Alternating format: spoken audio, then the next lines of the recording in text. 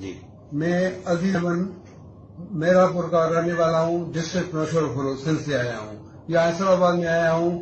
میرا مسئلہ یہ ہے کہ بلاول بھٹو کا ٹرین مارچ تھا، جو میرا پور اسٹیشن میں پہنچنے سے پہلے میں نے ایک اسٹوری کی تھی، جو کرائے پہ لوگ لے کے آئے تھے یہاں کیمپ میں، جن میں عورت بھی تھے، مرد بھی تھے۔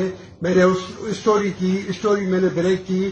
اس کے بعد جب میں نے اسٹوری کی تو اس کے بعد میرے خلاف SSP نوشہر فروز اور مقامی جیالوں میرے جینا حرام کر دیا ہے، میرے بچوں کو دھمکیاں دے رہے ہیں۔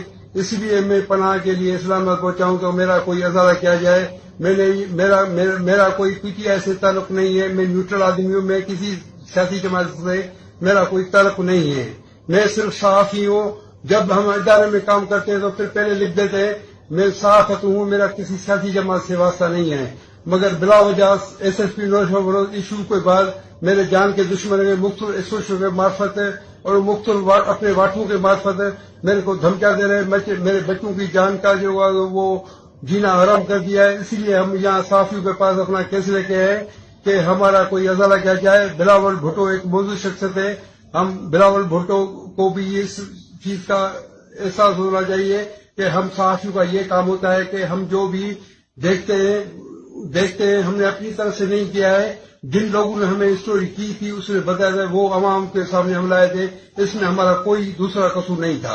اسٹوری میں نے یہ دی تھی کہ یہ بلاول بھٹو جب آیا تھا میرا پور ٹرین مارچ کے سلسلے میں 27 مارچ کو میرا پور ریلوے اسٹیشن میں، اس وقت علاقے کے ایک MLA ابرار علی شاہ اور علاقے کے ایک ٹاؤن کمیٹی حالانی، ان لوگوں کو ایک مٹھو جوگی گوٹ ہے وہاں پہ گئے تھے، وہاں پہ ان کو 25,000 روپے دے کے آئے تھے۔ ان عورتوں جو مزدور عورتیں تھے اور مرد تھے ان کو بول کر آئے تھے کہ یہ ہم آپ کو 2,000 روپے دیں گے، مگر جب وہ کیمپ پہ پہنچے تو صرف ان کو 2,000 کی جگہ 200 روپے دیے، یہ انہوں نے دیا کیا۔